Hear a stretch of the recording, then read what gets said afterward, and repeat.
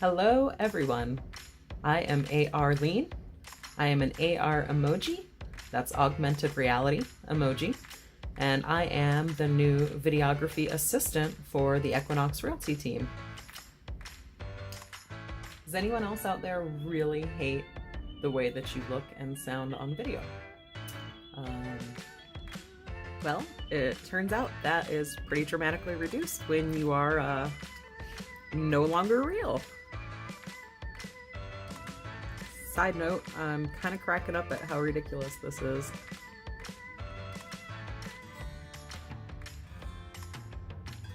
So anyway, today we are going to talk about the Zillow Zestimate.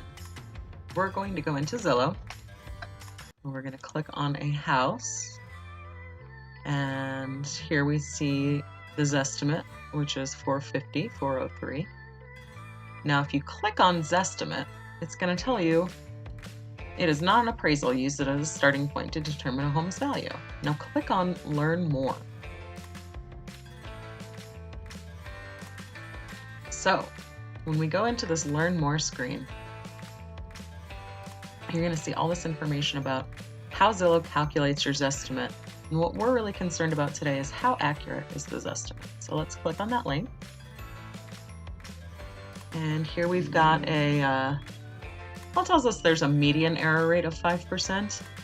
That's the median, however. So you can see that some of these areas, metropolitan areas, have 4 stars, some have 1 star, some have 3 stars.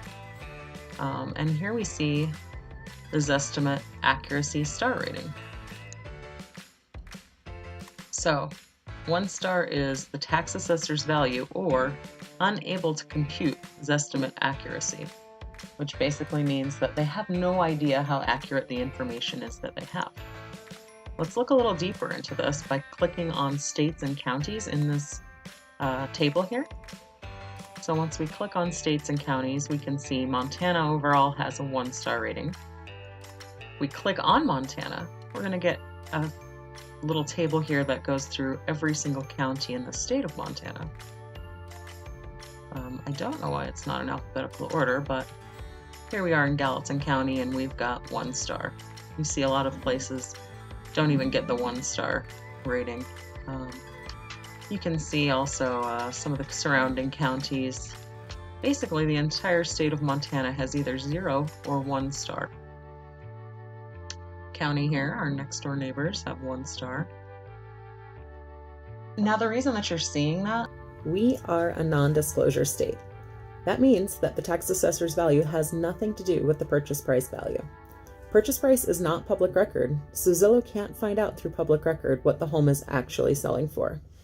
Unlike realtors, they don't have access to sales data through the MLS or multiple listing service.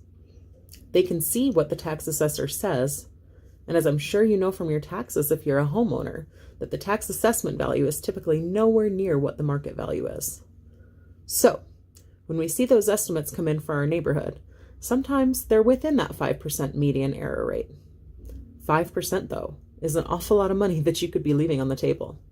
Or alternately, if you're listing 5% above the going rate for homes in your neighborhood, how likely do you think it is that you'll get an offer? You could be delaying your sale. 5% is not something you want to hand out to any old buyer. In fact, our average sales price versus list price ratio is 99.9% of that list price. I can't imagine if we were at 95%. If we were listing homes and selling them for 95% of what we were asking, we would not be very good agents. That would not be an acceptable thing to do.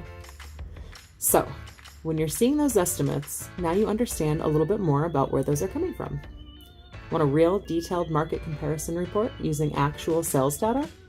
Visit bit.ly/what'smymontanahomewworth to get started.